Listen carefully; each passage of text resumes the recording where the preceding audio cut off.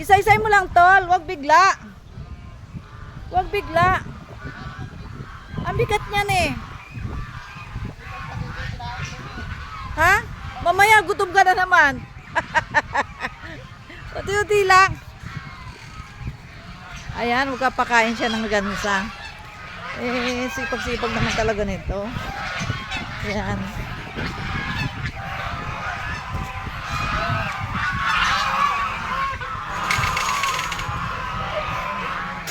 Doon lang.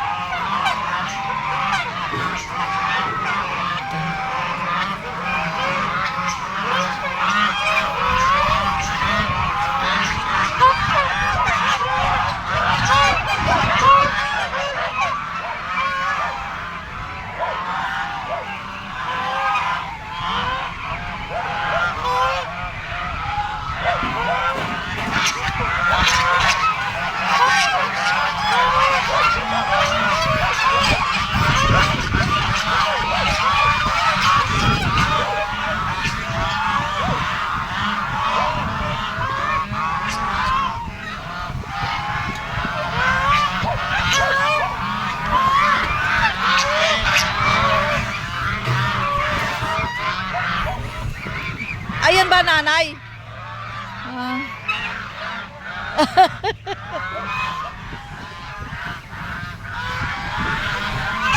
Ayan.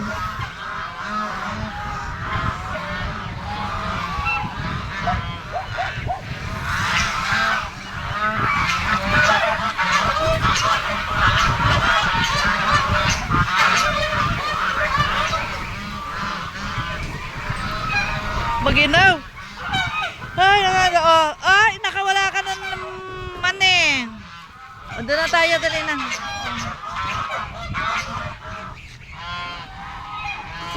Maginaw.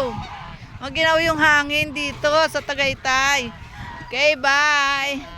Wala, tinignan ko lang. Pinakita ko lang sa inyo paano magpakain ng gansa. Yan, maingay sila.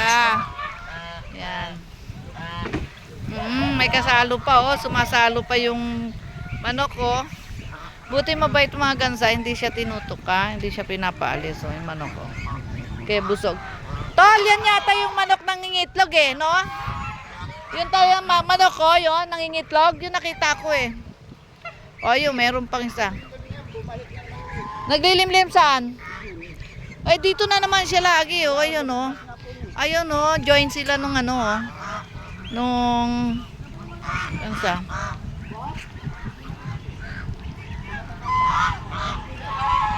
Yan, tuwing hapon ganyan ang trabaho ni Francis. Yan, oh. Yan. Tapos marami naglilimlim. Yan, naglilimlim dyan. Ayan. Kaya dumadami na sila. Ang itlog niyang gansa malaki. Okay, bye.